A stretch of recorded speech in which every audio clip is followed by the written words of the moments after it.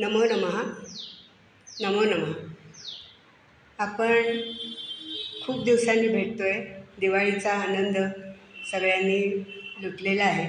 त्यामुळे सर्वांना मनापासून शुभेच्छा आणि आपण आपल्या प्रवचनाला सुरुवात करतो. आत्तापर्यंत पहिल्या अध्यायापासून 11व्या अध्यायापर्यंत आपला प्रवास अत्यंत चांगल्या प्रकारे झाला. विषय तोच आहे. विषय असा आहे की गीतेतील मंत्रांचा ज्येष्ठ नागरिकांच्या दृष्टिकोनातून विचार. तर आपण पहिल्या अध्यायापासून 11व्या अध्यायापर्यंत आपण येऊन आपला प्रवास तिथपर्यंत थांबलेला आहे. आता आपण 12व्या अध्यायाला सुरुवात करण्यापूर्वी आपण काय काय बघितलं 1 ते 11 अध्यायांमध्ये हे आपण एक थोडक्यात त्याचा आढावा घेऊया. म्हणजे आपल्याला 12व्या अध्यायाच्या चिंतनाला त्याचा उपयोग होईल. प्रथम आपण असं बघितलं की 1 ते 5 अध्यायांपर्यंत आपण काय बघितलं तर गीता हे जीवनाचं शास्त्र कसं आहे हे आपण बघितलं. नंतर 6व्या अध्यायामध्ये एकाग्रता बघितली. भक्ताची एकाग्रता, साधकाची एकाग्रता बघितली. 7व्या अध्यायामध्ये ईश्वराभिमुख असलेली एकाग्रता बघितली. 8व्या अध्यायामध्ये आपण असं बघितलं की सातत्य योग बघितला. परमेश्वराचं अनुसंधान सातत्यानं कसं केलं पाहिजे हे आपण बघितलं. 9व्या अध्यायात समर्पणता बघितली. म्हणजे ईश्वराला सगळी कर्म कशी अर्पण करायची, त्याला समर्पण भाव बघितला. 10व्यामध्ये आपण क्रम बघितला. त्याचा उल्लेख करताना असं म्हणावं लागेल की क्रमिकता आपण बघितली. आवाज येतो आहे ना सगळ्यांना? हां. क्रमिकता बघितली. म्हणजे अगदी मुंगीपासून ब्रह्मदेवापर्यंत सगळ्या विश्वामध्ये भगवंत कसा भरून राहिलेला आहे, म्हणजे भगवंतांच्या विभूती आपण बघितल्या. आणि 11व्या अध्यायामध्ये विराट दर्शन, विश्वरूप दर्शन आपण बघितलं. यालाच आपण समग्रता असं नाव देऊया. म्हणजे अशी सगळी आपण बघितली.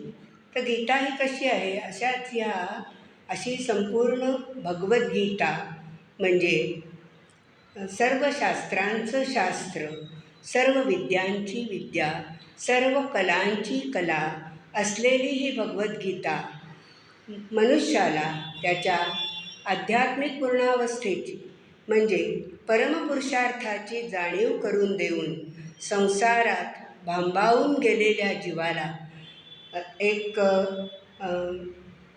समाधानाचं किंवा जीवनाचं शास्त्र सांगणारी ही भगवद्गीता आहे, ज्याला विनोबांनी जीवनाचं शास्त्र असं म्हटलेलं आहे. आणि आपण त्याचा अनुभव घेतोच. त्यातील मंत्रांचा आत्तापर्यंत अनुभव जीवनाचं शास्त्र आणि आपण त्याचा कसा उपयोग करून घेऊ या दृष्टीनं आपण बघत आलेलो आहोत. तर ही संसारात भांबावून गेलेल्या जीवाला एक भक्तीची, ज्ञानाशी आणि व्यवहाराशी सुंदर जोड घालून देणारी ही जीवनवेल आहे. याला आणि अशा या भगवद्गीतेतला अशी भगवद्गीता त्रैलोक्य पावनी, तिन्ही लोकात पावन करणारी. आता इतकी वर्ष होऊन गेली तरी त्यातले विचार, 5000 वर्ष होऊन गेली तरी त्यातले विचार हे नित्य नूतन आहेत. म्हणजे जो त्याकडे, त्या गीतेचं वैशिष्ट्य असं आहे की जो त्याकडे ज्या दृष्टीने बघेल त्याला त्याप्रमाणे ती भासणारी आहे.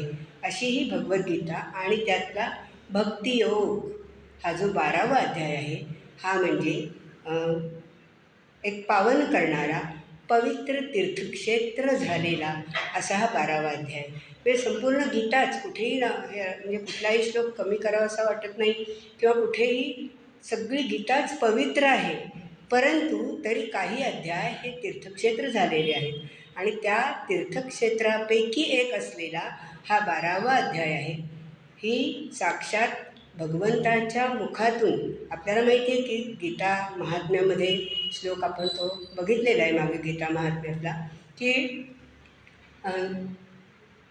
या स्वयं गीता सुगीता कर्तव्या या स्वयं पद्मनाभस्य मुखपद्मात विनिसृता. हे साक्षात भगवंतानं गायलेलं हे गीताज्ञान आहे. आणि 12व्या अध्यायाचा विशेष म्हणजे भगवंतानं भक्तिरसाचं गायन या अध्यायात केलेलं आहे, ज्याला ज्ञानेश्वर माऊलींनी चहू पुरुषार्था शिरी भक्ती जैशी, पंचम पुरुषार्थ म्हणून त्याला असं म्हटलेलं आहे. गीतेमध्ये कर्म, ज्ञान, ध्यान हे योग असले तरी आपण जर सूक्ष्मदृष्टीने विचार केला तर जसं कपड्याला आतून अस्तर लावलेलं असतं तसं सगळ्या योगांच्या मागे भक्तीचं अस्तर लावलेलं आहे, ज्याचा उल्लेख नारदांनी या भक्तीला असं म्हटलेलं आहे की भक्तिसूत्रामध्ये की परमप्रेमरूपा सात्वस्मिन परमप्रेमरूपा, म्हणजे भगवंताविषयीचं नितांत प्रेम म्हणजे भक्ती. आणि भक्तीची व्याख्यासुद्धा करता येत नाही. अनिर्वचनीयम प्रेमस्वरूपम असं या भक्तीला त्यांनी म्हटलेलं आहे. आणि तुकाराम महाराज तर म्हणतात की प्रेम नये दाविता बोलता दाविता सांगता, प्रेम नव्हे सांगता बोलता दाविता, कसाही क्रम घ्या तुम्ही तर चालू शकेल. की प्रेम नये बोलता सांगता दाविता अनुभवे चित्ताचित्त जाणे, असं भक्तीसंबंधी तुकाराम महाराजांनी म्हटलेलं आहे. ही भक्ती कशी आहे तर या भक्तीचं स्वरूप आणि सगळ्या संतांनी या भक्तीवर प्रेम केलं. भक्ती ही कशी आहे तर तुकाराम महाराज पुढे म्हणतात, अजून तुकाराम महाराजांचा प्रसिद्ध अभंग आहे की मुक्ती जरी येऊन पुढे उभ्या राहिल्या तरीसुद्धा त्या मुक्तीला मागे सारून भक्ती जाते. आणि भक्तीची वीण अशी आहे, इतर साधन मार्गामध्ये फक्त म्हणजे कर्म ज्ञान आणि कर्म ज्ञान आणि ध्यान हे जे योग आहेत, हे जे आहे ते साधन मार्ग आहेत. परमेश्वराला प्राप्त करून घेण्याचे साधन मार्ग आहेत. साध्य परमेश्वर प्राप्ती आहे. पण भक्तीची वीण अशी आहे की ती एकाचीच वीण आहे. भक्तीची वीण अशी आहे की ती एकाचीच घट्ट वीण आहे. ती सर्व मानवमात्राला बाजूला सारून, सर्व मानवमात्राला आलिंगन देऊन ही भक्तीची वीण पुढे जाते. इथे कुठलीही ध्येयदंडता नाही किंवा ध्यानमार्गाप्रमाणे एकांतात जाऊन बसावं लागत नाही किंवा ज्ञानमार्गाप्रमाणे व्यवहारातील सत्ता खोटी मानावी लागत नाही. तर ही सगळ्यांना कोणालाही भक्ती करता येते. असं एखाद्याला वैदिक धर्माचं ज्ञान असो नसो, औपनिषदिक तत्त्वज्ञान माहिती असो नसो, दार्शनिक ग्रंथ त्यांनी वाचलेले असो नसो, पण भक्तीही करता येते. अशी ही भक्ती आहे. आणि ह्या भक्तीचं वर्णन आपण या भक्तीच्या संदर्भात 12व्या अध्यायात भगवंतांनी काय विचार व्यक्त केले आहेत ते आपण बघणार आहोत. अर्जुनानं विभूती सगळ्या पाहिल्या. 10व्या अध्यायात विभूती बघितल्या. 11व्या अध्यायात विश्वरूप दर्शन, अव्यक्ताचं दर्शन पाहिलं. आणि मग अर्जुनाला प्रश्न पडला की परमेश्वराचा सगुण उपासना करणारा भक्त श्रेष्ठ का निर्गुण निराकाराची उपासना करणारा भक्त श्रेष्ठ. त्यातला श्लोक पण प्रसिद्ध आहे की पहिला श्लोकच असा आहे. अर्जुन प्रश्न विचारतोय, तो प्रश्न सांगत नाही मी, पण त्याचं उत्तर आपण बघूया. मय्यावेश्य भगवंत काय उत्तर देतात तर अर्जुन म्हणतो की सगुण भक्त श्रेष्ठ, सगुण ब्रह्माची उपासना करणारे, माझ्यामध्ये चित्तला ठेवणारे भक्त श्रेष्ठ का निर्गुण निराकाराची उपासना करणारे, अव्यक्त ब्रह्माची उपासना करणारे श्रेष्ठ. भगवंत एकच उत्तर देतात की दोन्हीही भक्त श्रेष्ठ आहेत. कसे ते आपण बघणार आहोत आता. पण कसं हे याचं रूप आहे सगुण आणि निर्गुण काय रूप आहे ते आपण बघणार आहोत. आणि सगुण निर्गुण असा भेद नाहीच आहे. आपल्याला गाणीसुद्धा माहिती आहेत की सगळी सगुण निर्गुणाबद्दलची सगळ्यांना. त्यामुळे दोन्ही एकच आहेत, उलट दोन्ही परस्परांना पूरक आहेत. भगवंत सांगतात की पण ही उपासना, सगुणाची उपासना ही करणं हे सोपं आहे. कारण मनुष्य देहधारी आहे. देहधारी माणसाला जे जे सगुण साकार व्यक्त दिसेल त्याची उपासना करायला मनुष्याला नेहमी आनंद होत असतो, त्याच्यात मनुष्य नेहमी तल्लीन होतो. पण निर्गुण निराकार जे प्रत्यक्ष डोळ्याला दिसत नाही त्याची उपासना थोडंसं देहधारी माणसाला मोठ्या कष्टाने प्राप्त होते असं भगवंत सांगतात. मग आणि हा मार्ग कसा आहे तर क्लेशकारक आहे. निर्गुणाचा मार्ग हा क्लेशकारक आहे.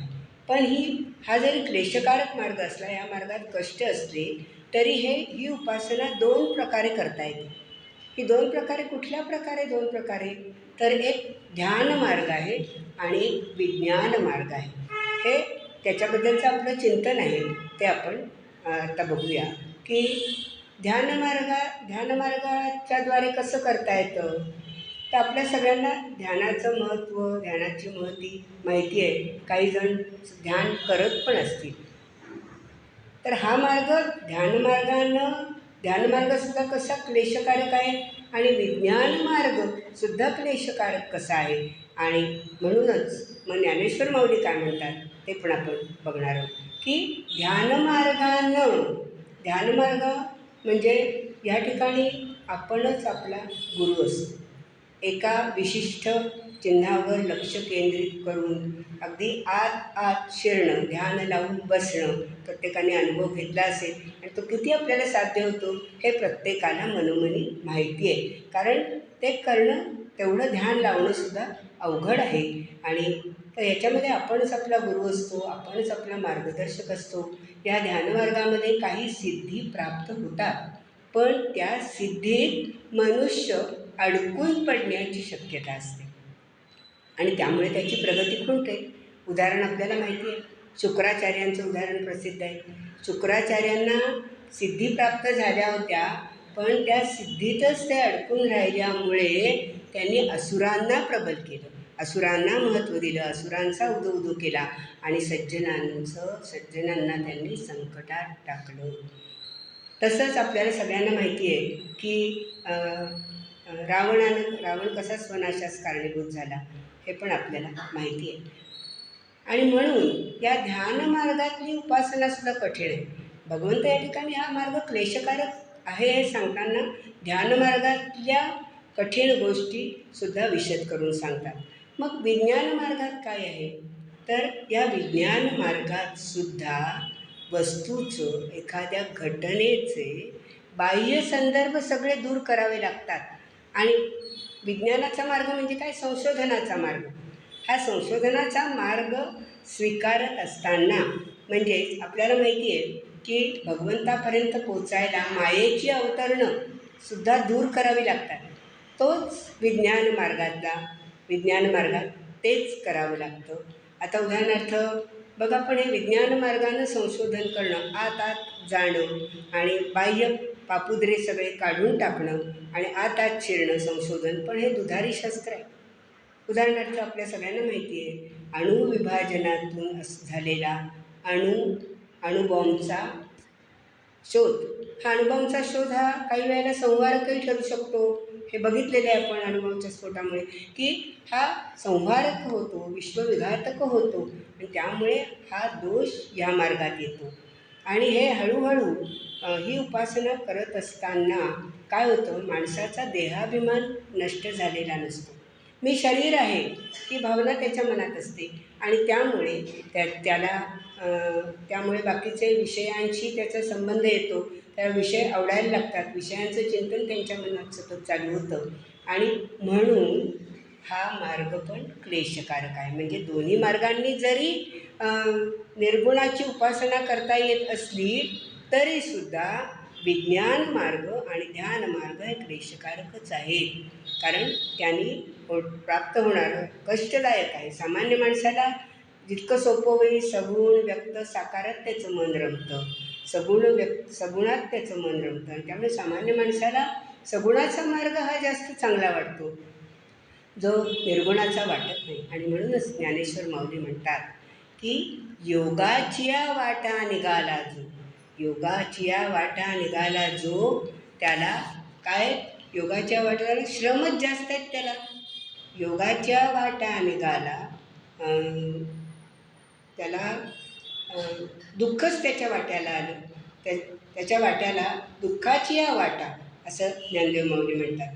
की त्यामुळे त्याच्या वाट्याला दुःख आलं, सगळा भाग त्याच्या वाट्याला दुःखाचाच आला.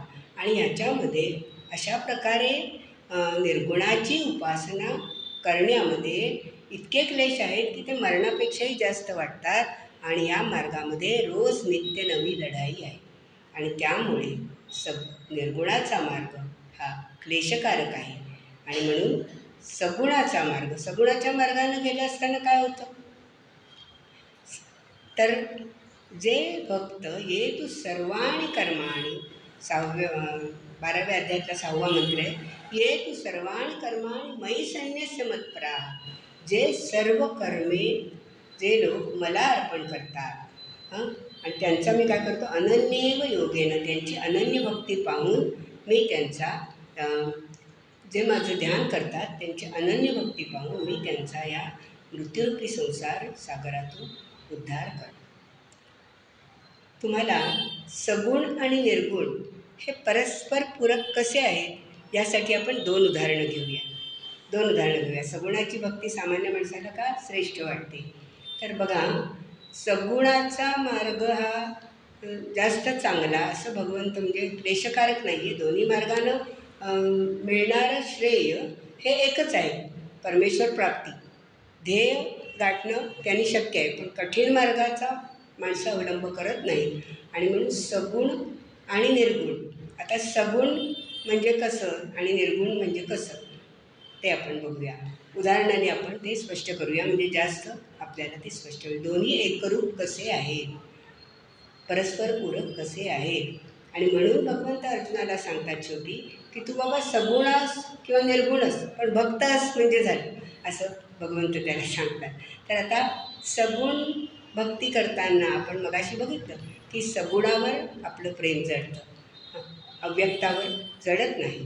तर आता त्याच्यासाठी एक चांगलं उदाहरण आहे की बघा, माणसांच्या गरजा, आपल्या गरजा या कशा वस्तूच्या रूपात आहेत.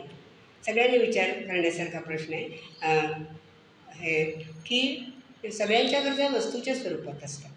सगळ्यांना काय, कोणाला धान्य हवं असतं, कोणाला कापड हवं असतं, कोणाला आणखीन काही घरदार हवं असतं, आणि आणखीन म्हणजे कुठलीही वस्तू घ्या, सगळ्यांना हवी असते.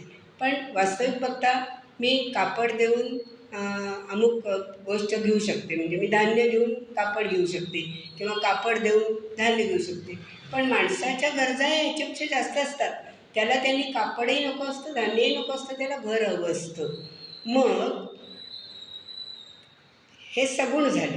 आणि निर्गुण काय, तर माणसांच्या सगळ्या गरजा आणि भावना एकाच ठिकाणी सामावलेल्या आहेत, त्या म्हणजे धन नावाच्या निर्गुण गोष्टीशी.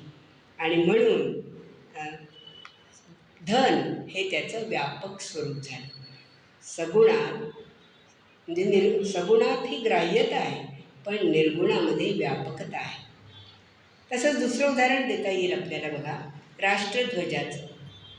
राष्ट्रध्वज तसं आपल्या भारतीय संस्कृतीचं, राष्ट्राच्या अस्मितेचं, परंपरांचं, संस्कृतीचं, या सगळ्या गोष्टींचं राष्ट्रध्वज हे उत्तम प्रतीक आहे. राष्ट्रध्वजाला वंदन करणं किंवा वंदन करणं म्हणजे काय, त्या राष्ट्रध्वजाच्या फडक्याला वंदन करणं नाही आहे, हो की नाही. कारण कोणी असं राष्ट्रध्वजाला वंदन करताना कोणी असं म्हणत नाही की मी राष्ट्रध्वजापुढे नतमस्तक का होऊ किंवा राष्ट्रध्वजापुढे प्रतिज्ञा का करू, असं कोणी म्हणत नाही. कारण ते आपल्या अस्मितेचं प्रतीक आहे, त्याच्यातून आपली अस्मिता प्रकट होणारी आहे. आणि म्हणून आपल्या मानवाच्या मनाच्या जो व्यापकता राष्ट्रध्वजात आहे.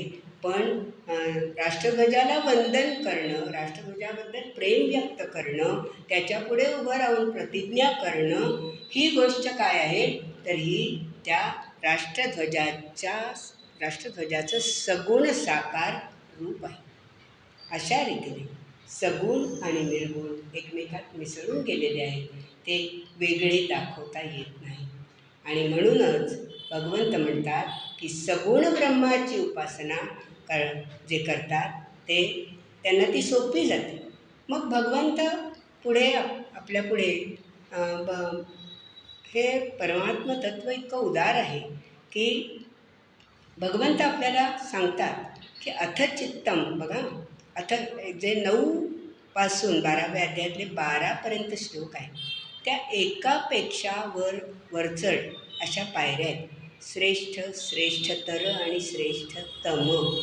काय भगवंत सांगतात या ठिकाणी? तू आधी माझ्या ठिकाणी मन लाव. मय्येव सातवा जो मंत्र आहे त्याच्यामध्ये सांगतात. 8वा मय्ये 8वा जो मंत्र येतो, मय्येव मन आधत्स्व, मय्येव मन आधत्स्व, मयि बुद्धिं निवेशय निवसिष्यसि मय्येव अत ऊर्ध्वन्न संशया.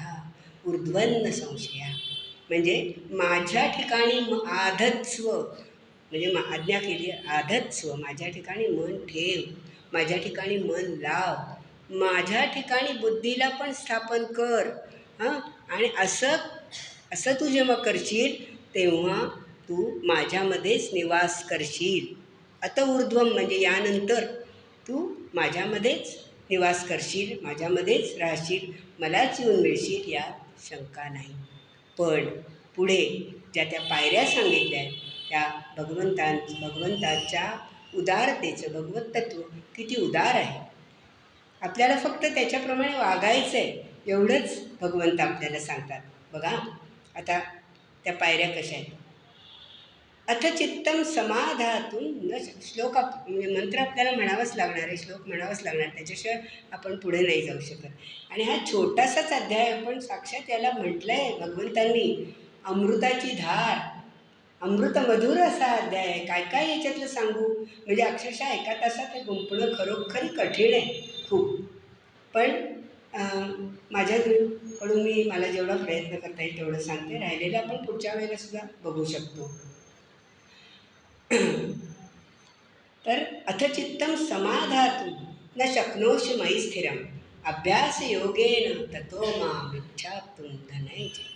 म्हणजे अथचित्तं समाधातुं, अरे बाबा तू माझ्या ठिकाणी चित्त लाव, भगवंतांनी सांगितलं मन ठेव, बुद्धी ठेव माझ्यामध्ये. पण अरे बाबा तुला हे जमत नसेल तर, समजा तुला हे जमत, चित्तम समाधातुं माझ्या ठिकाणी चित्त लावणं, चित्त एकाग्र करणं तुला जमत नसेल तर काय कर तू पुढे, अभ्यासयोगेन ततो मामिच्छाप्तुं. अभ्यासाला पर्याय नाही. समर्थांनी सुद्धा सांगितलं आहे, प्रपंच हे समर्थांनी असं म्हटलेलं आहे की अभ्यासे प्रकट व्हावे नाहीतरी नासो निजावे. प्रत्येक वेळेला अभ्यास करूनच आपल्याला जे काय बोलायचं आहे ते बोलावं असं समर्थांनी सांगून ठेवलेलं आहे. आणि अभ्यास म्हणजे पौनःपुन्येन प्रवृत्ती, ही अभ्यास ही प्रक्रिया क्रियादर्शक आहे. कशी क्रियादर्शक आहे बघा. आणि या ठिकाणी अभ्यास म्हणजे काय, परमात्मतत्वाचा अभ्यास करायचा म्हणजे काय, अभ्यास योगेन मामिच्छाप्तुं धनंजय, म्हणजे अभ्यास करून मला प्राप्त करून घे. तर आता या ठिकाणी अभ्यास म्हणजे भगवंताच्या नामाचं, गुणांचं चिंतन मनन निधिध्यासन करणं. आपल्या श्वासाच्या द्वारा जपाचे अनेक प्रकार आहेत, पण श्वासाच्या द्वारा जप करणं. आणि जे भगवत प्राप्तीसाठी लागणारे जे ग्रंथ आहेत, जे शास्त्रग्रंथ आहेत, आता आपल्याला माहिती आहे भगवद्गीता आहे, आणखीन ब्रह्मसूत्र आहे, उपनिषद आहे, अनेक शास्त्रीय ग्रंथ आहेत किंवा वैदिक ग्रंथ आहेत. त्या ग्रंथांचा अभ्यास करणं आणि त्या ग्रंथांचा अभ्यास करणं म्हणजे परमेश्वरविषयक गुणांचं, नामाचं चिंतन करणं.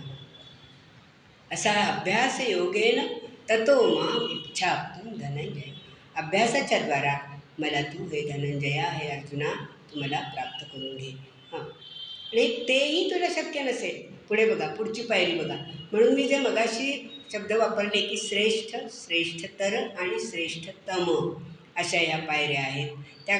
तर आता कसं, अभ्यासानं मला तू प्राप्त करू शकणार नसलास तर अभ्यासेप्य समर्थोसी मत्कर्म परमो, म्हणजे माझ्या प्रित्यर्थ तू कर्म कर, माझ्या प्रित्यर्थ कर्म कर.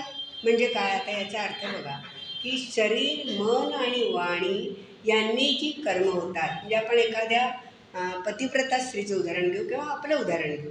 आपण सुद्धा करताना आपण घरातल्या माणसांचं किंवा पतिव्रता ही पतीचं कसं हे करते की शरीर, मन, वाणीनं जे जे करता येईल ते ती करत असते, जे जे कर्म करता येईल ती करत असते.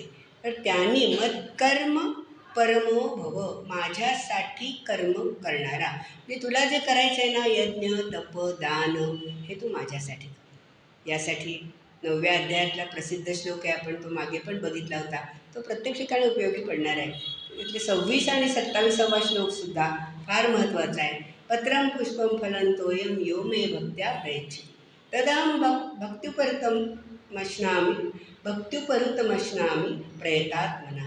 म्हणजे शुद्ध अंतकरणाचा जो भक्त आहे त्यांनी मला प्रेमानं दिलेलं पान, फूल, फळ काहीही असो ते मी सगुण रूपात प्रकट होऊन मी ते प्राशन करतो. आणि पुढचं महत्त्वाचं आहे, मत कर्म करून माझ्यासाठी कर्म करणारा.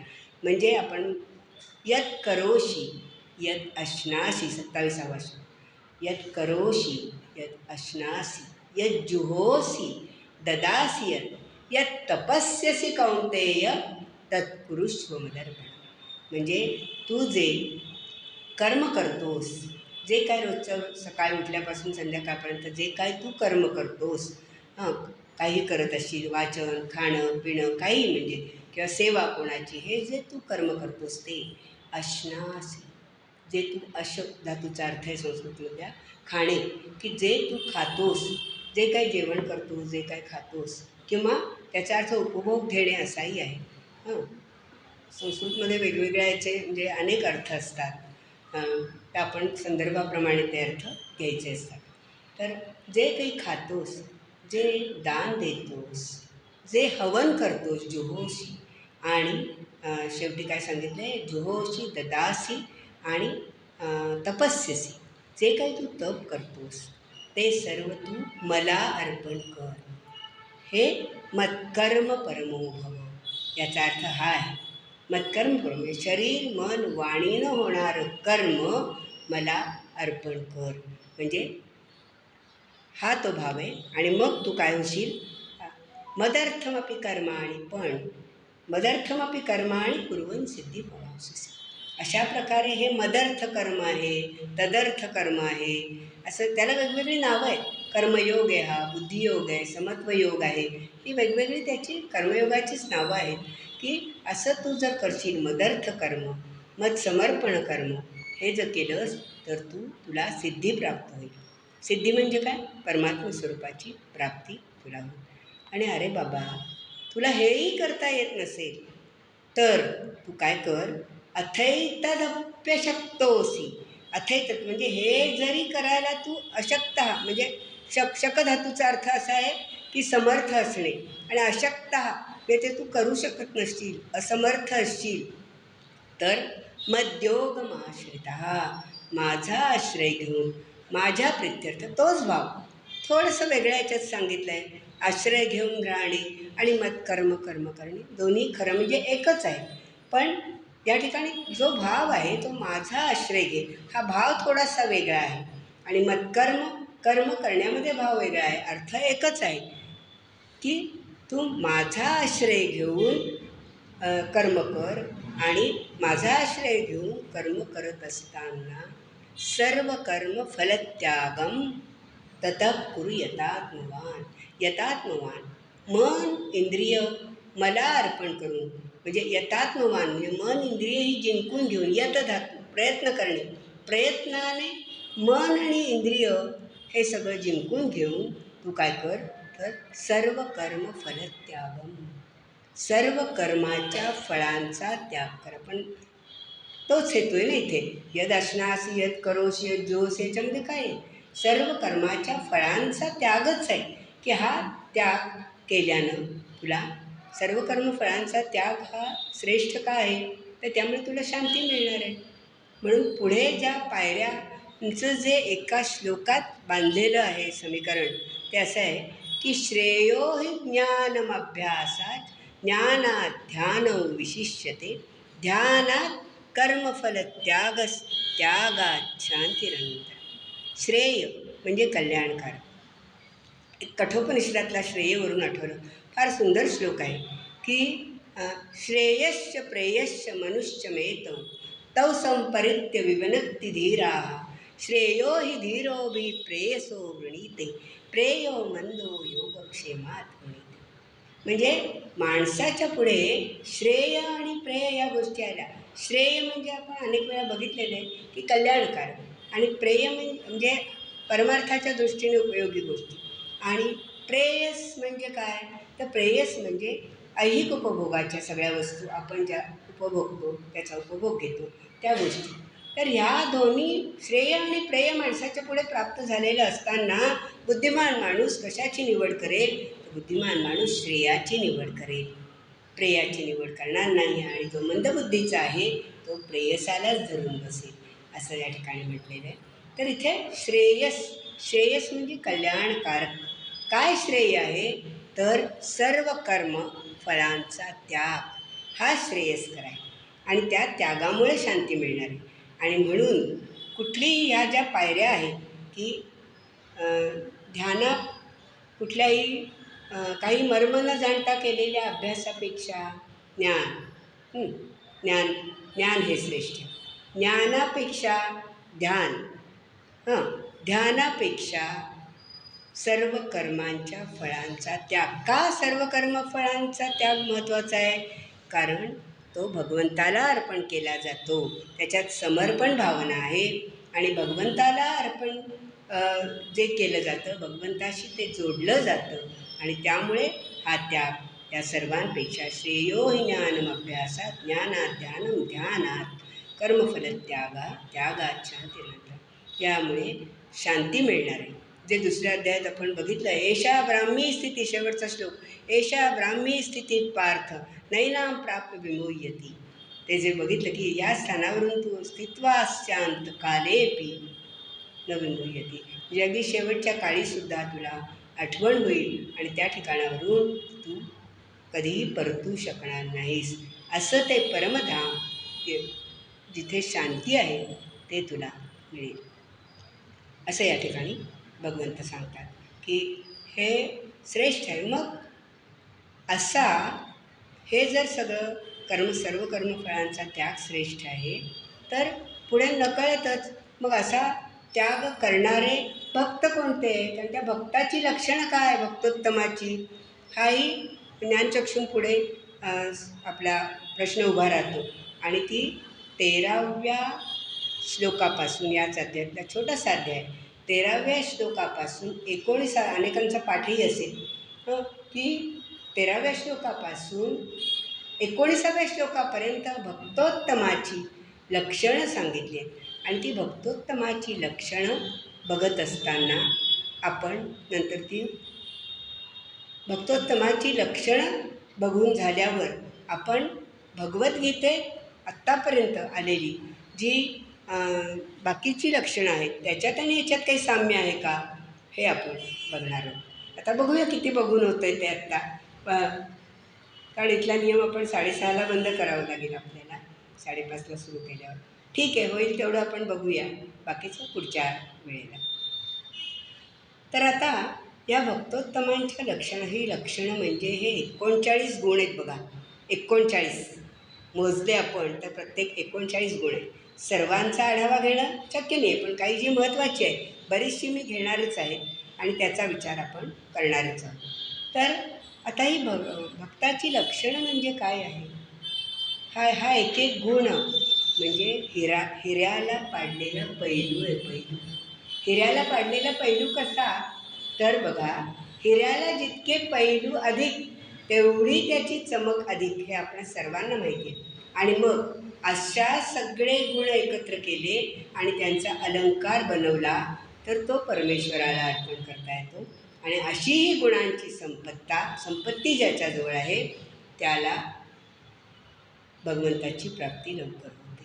तर आता अद्वेष्टा पहिलं जे लक्षण आहे, पहिला जे 13वा श्लोक जो आहे, अद्वेष्टा सर्वभूतानां मैत्र करुणैवच निर्ममो निरहंकार समदुःख सुख क्षमी.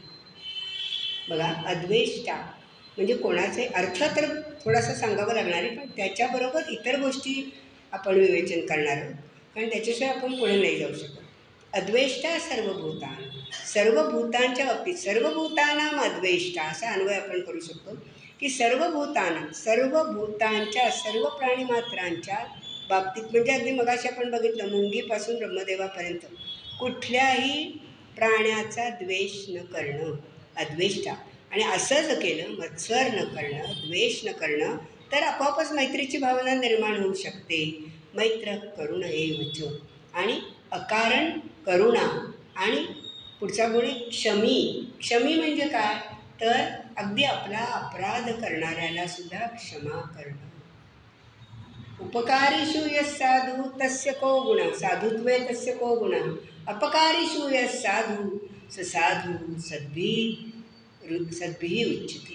म्हणजे उपकार करणाऱ्याला तर काय कोणी मदत करेल, त्याला कोणी हे करेल, पण अपकार करणाऱ्याला सुद्धा जो मदत करतो तोच खरा साधू. आणि क्षमासुद्धा जो अपराध्याला, स्वतःचा अपराध करणाऱ्याला पण क्षमा करतो तो खरा क्षमी. क्षमी याच्यामध्ये हा भाव आहे. निर्ममो निरहंकार, निर्मम ममता. आपण सगळे मायेत गुरफटलेली, आपण सगळे सामान्य माणसं आहोत की मायेत गुरफटलेली आहोत. पण हा जो भक्त आहे, भगवंताची प्राप्ती करण्यासाठी लागणारा जो सद्गुण आहे, त्या सद्गुणामध्ये निर्ममा, ममता, मोह, माया, म्हणजे अगदीच आपण रोजचे व्यवहार करायचे नाहीत का असा त्याचा अर्थ नाही आहे. की निर्मम आणि निरहंकार, म्हणजे निर्मम होणं म्हणजे काय, तर प्रत्येक गोष्टीत गुंतून न पडणं हा त्याचा खरा अर्थ आहे. म्हणजे ममत्व हे तर काय आपल्याला जन्मापासूनच आपल्याबरोबर आलेलं आहे, त्यामुळे ते काय आपण सोडू शकत नाही. पण याचा मतितार्थ असा की आपण त्याच्यामध्ये अडकून पडायचं नाही, मायेमध्ये अडकून न पडणं हा खरा त्याचा अर्थ आहे. आणि निरहंकार, अहंकार हा माणसाला शेवटपर्यंत सतावत असतो, अगदी मृत्यूपर्यंत. प्रत्येक माणसामध्ये काही ना काही कुठल्या ना कुठल्या गोष्टीचा अहंकार हा असतोच. कोणाला रूपाचा असतो, कोणाला आपल्या कलेचा असतो, कोणाला आणखीन कशाचा, प्रत्येकाला वेगवेगळे, किंवा ज्ञानाचा अहंकार असतो. प्रत्येकाचे वेगवेगळे अहंकार, अभिमान असतात. पण हा जो भक्त आहे, परमेश्वरात प्राप्त करून घेण्यासाठी लागणारा जो सद्गुण अंगी बाळगायचा आहे, त्याच्यामध्ये ह्या अहंकाराला थारा नाही. आणि आता पुढचा महत्त्वाची गोष्ट, समदुःख सुख क्षमी. फार महत्त्वाची गोष्ट आहे, आणि म्हणजे आपल्यालासुद्धा हे प्राप्त करून घेणं आवश्यक आहे. आता आपलं आजचंच उदाहरण घ्या पेपरातलं.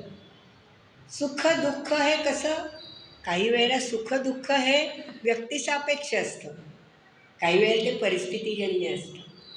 हे जे बोगद्यात अडकलेले जे मजूर होते, त्यांना परिस्थितीप्रमाणे दुःख प्राप्त झालं, त्यांची सुटका झाली, हा सगळा भाग वेगळा. पण सुख दुःख हे परिस्थितीसापेक्ष कसं आहे, तर परिस्थिती त्यांच्यावर, बोगद्यात ते अडकले, का अडकले, तो ढिगारा खाली कोसळला म्हणून त्यांना मार्गच बंद झाला, हे परिस्थितीसापेक्ष दुःख आहे.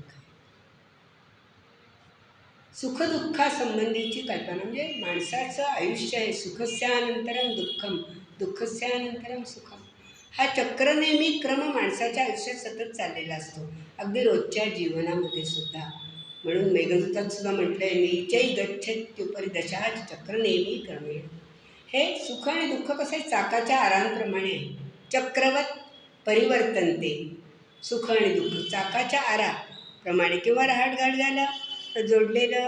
आपल्यापैकी नक्कीच बऱ्याच जणांनी रहाट बघितलेला असेल, किंवा आडाचं पाणीही काढलं असेल आजही वगैरे. तर त्याला कसं आहे, त्याचं निरीक्षण केलं तर असं लक्षात येईल की त्या आडाला बांधलेली बादली असते, किंवा त्याचे पोहरे असतात, ते तो आड काय करतो, रिकामे पोहरे भरतो, भरलेले रिकामे करतो.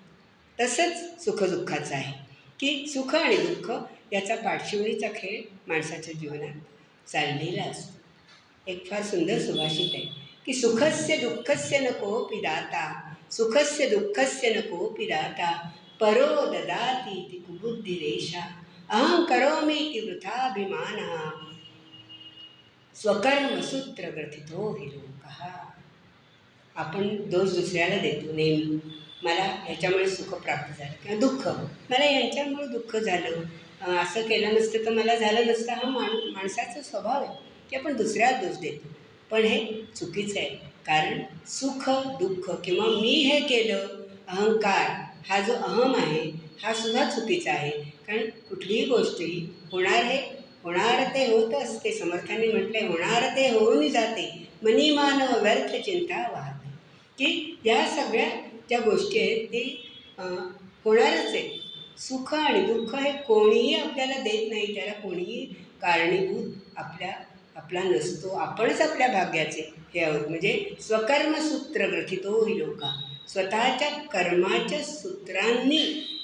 पूर्वायुष्यात आपलं काहीतरी आपण म्हणतो बघा, हा माणूस आत्ता सुखी आहे, पण पूर्वायुष्यात त्याला दुःख हे त्याचा पुण्याचा साठा चालू असतो. आधी त्याने दुःख भोगलेलं असतं. म्हणजे हे सहज आपण म्हणून जातो. किंवा हा सगळ्या गोष्टी पापं करून सुद्धा हा सुखी आहे आणि माझ्या वाट्याला का दुःख, आपण दुसऱ्याला दोष देतो. तर तसं नाही आहे. तर सुखस्य दुःखस्य नको फिरा, परो ददाती ती कुबुद्धी रेषा. दुसरा मला देतो असं म्हणणं हे वाईट बुद्धी आहे. आणि म्हणून माणूस हा स्वतःच्या कर्माच्या सूत्रांनीच बांधलेला आहे. आणि असा जो सुखस्य दुःखस्य न कोपी जाता, साधं सुखाचं एक उदाहरण आहे. त्याच्यासाठी सुद्धा एक फार छान श्लोक आहे संस्कृतमध्ये. म्हणजे मला राहवत नाही आहे म्हणून मी सांगते की असा श्लोक येतो की यदेवोपनतं यदेवोपनतं दुःखात सुखम तद्रसवत्तरम निर्वाणाय तरुच्छाया तप्तस्यैव विशेषता. म्हणजे यदेवोपनतं दुःखात सुखम, दुःखानंतर येणारं सुख हे जास्त आनंद देणारं असतं. आपल्याला सुद्धा याचा अनुभव रोजच्या जीवनात येतो. काय बघा की जो सतत झाडाच्या सावलीत लोळत पडलेला आहे त्याला त्या सावलीचं सुख मिळेल का हो? नाही मिळणार. पण जो उन्हातून त्या सावलीत बसलेला आहे, झाडाच्या सावलीखाली, त्याला त्या सावलीचं सुख मिळणार आहे. म्हणून दुःखानंतर प्राप्त झालेलं सुख निर्वाणाय तरुच्छाया तप्तस्यैव विशेषतः, उन्हात तापून आलेल्याला ती झाडाची सावली सुख देणारी आहे. आणि असा सुख दुःख समान मानणारा, सुखातही आनंदी राहणारा, कोणालाही दोष न देणारा आणि दुःखात सुद्धा समभाव ठेवणारा असा जो आहे तो भगवंताला प्रिय होतो, असं या ठिकाणी म्हणतो. आणि पुढचा सुद्धा अत्यंत महत्त्वाचा आहे. संतुष्ट सततं योगी, संतुष्ट जो नेहमी समाधानी असतो. हे तर आपल्याला माहिती आहे. तुकाराम महाराजांनी म्हणून ठेवलेलं आहे, ठेविले अनंते तसेच राय, चित्ती असो द्यावे समाधान. ठेविले अनंते, लोक याचा अर्थ वेगवेगळा घेतात. पण म्हणून काही म्हणजे जसं आहे तसंच राहा असं नाही आहे. तुम्ही जी स्थिती तुम्हाला प्राप्त झाली आहे त्याच्यात तुम्ही समाधान माना. ते त्याच्यात तुम्ही म्हणजे समाधानाने राहा, सतत हावरटपणा करू नका, असा त्याचा अर्थ आहे खरं म्हणजे. आणि त्यामुळे तुम्हाला समाधान मिळणार आहे. साधं आपण पशुपक्षी, रानात राहणारी रानटी हत्ती किंवा साधे आपण सापांचं सुद्धा उदाहरण घेतलं तरीसुद्धा आपल्याला हीच गोष्ट दिसेल की संतुष्ट राहणं म्हणजे समाधानी राहणं, आनंद मानणं त्याचा. तर बघा, सर्पाः पिबन्ति पवनं, सर्पाः पिबन्ति पवनं न च दुर्बला अस्ति. साप वारा पितात, सर्पाः पिबन्ति पवनं न च दुर्बला असते, त्याच्यावर ते जगतात, पण ते दुबळे नसतात. ऋषीमुनीही म्हणजे ऋषीवरैही काय करतात, ऋषीवरैही क्षपयन्ति कालम. ऋषी म्हणजे आपला काळ कशामध्ये घालवतात, नाही ऋषीवरैही, एक मिनिट, रानटी हत्ती जे असतात ते रानातील कंद मुळं वगैरे खाऊन ते जगतात. आणि कंदैही फलैही मुनिवरा क्षपयन्ति काल. कंदमुळं खाऊन ऋषीमुनी आपला काळ घालवतात, पण ते समाधानी असतात. साप वारा पितात तरी समाधानी असतात. ही निसर्गातली उदाहरणे आहेत. आपल्याला जर आनंदी राहायचं असेल, समाधानी व्हायचं असेल, तर निसर्ग आणि आपलं नातं हे जिवंत ठेवलं पाहिजे. हाच संदेश याच्यातून मिळतो. आणि मग सुभाषितकार म्हणतो, शेवटचं म्हणतो की संतोष एव पुरुषस्य परनिधान. हे सगळे जसे समाधानी आहेत, संतोषी आहेत, संतुष्ट आहेत, संतुष्टावरून आठवलं, समाधानी आहेत, आनंदी आहेत, तसं संतोष एव पुरुषस्य परनिधानम. संतोष हे माणसाचा परम ठेवा आहे. समाधानी वृत्तीनं राहणं, आनंदानं राहणं हे असं माणसानं असलं पाहिजे. हा महत्त्वाचा गुण आहे त्यातला.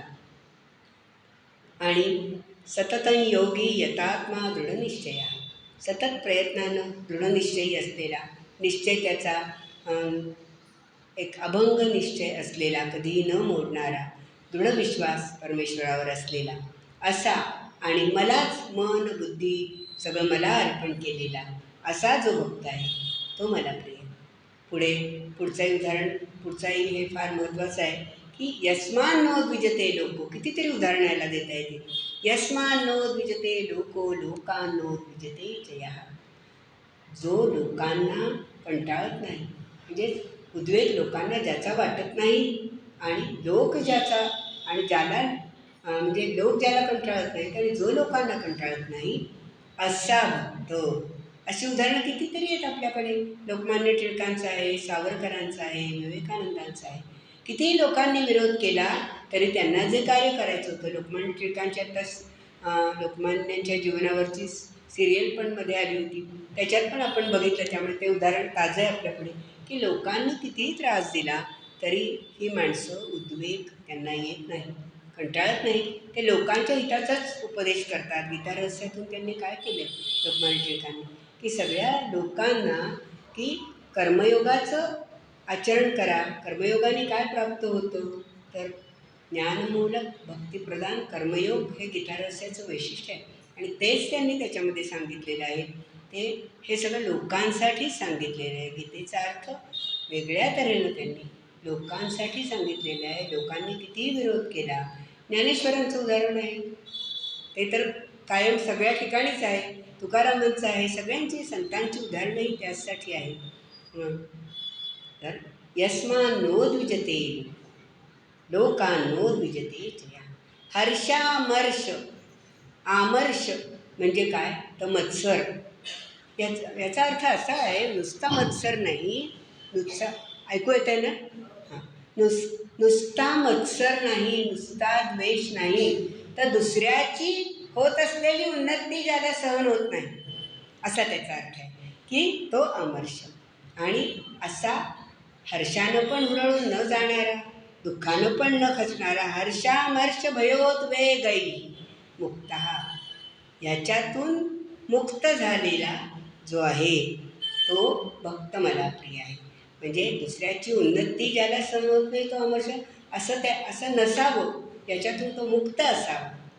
आणि कशाचीही अनपेक्षा, कशाचीही अपेक्षा न ठेवणारा. माणसाला जर आनंदी राहायचं असेल, स्वतःची उन्नती करून घ्यायची असेल, तर सर्वात महत्त्वाचं धोरण म्हणजे अपेक्षा इतरांकडून ठेवण्यापेक्षा स्वतःकडून अपेक्षा ठेवाव्या, असा हा भक्त आहे. अनपेक्षा म्हणजे कुठल्याही गोष्टीची अपेक्षा नसणारा, स्वतःकडूनच अपेक्षा ठेवणारा असा हा भक्त आहे. अनपेक्षा. शुचिर्दक्षः. शुची म्हणजे याच्यामध्ये खूप मोठा विचार आहे. शुची म्हणजे पावित्र्य, शुद्धता. कशी शुद्धता, तर अंतर्बाह्य शुद्ध असलेला. अंतर्बाह्य शुद्ध म्हणजे काय, तर मला वाटतं मागे एकदा हे बघितलेलं आहे आपण, पण काही वेळेला त्या संदर्भात परत आपल्याला बोलावं लागतं की शुची म्हणजे काय, तर अंतर्बाह्य शुद्धता म्हणजे काय, तर बघा तुकारामांचं उदाहरण देता येते. उत्तम व्यवहारे, उत्तम ताईंचं सगळं याच्याविषयी ज्ञान चांगलं आहे की जोडोनिया धन उत्तम व्यवहारे उदास विचारे वेच करी, असा जो आहे. आणि हेच आश्रमाचं फळ आहे, गृहस्थाश्रमाचं हेच फळ आहे असं तुकाराम महाराज म्हणतात की जो द्रव्य कसं मिळवतो? द्रव्यशुद्धी. कशी? शुद्धता म्हणजे द्रव्यशुद्धी, की जे द्रव्य सचोटीने मिळवायचं, चोख व्यवहारानं मिळवलेलं द्रव्य, आ, ही द्रव्यशुद्धी म्हणजे धनाबद्दलची शुद्धी, पैशाबद्दलची शुद्धी. आणि त्या पैशानं घेतलेल्या अन्नाची, त्या पैशानं जे अन्न घेतलं जातं त्याची पण शुद्धी, ती अन्नशुद्धी. आणि स्वतःच्या वर्तणुकीनं होणारी आचारशुद्धी, ही बाह्यशुद्धीमध्ये येतात.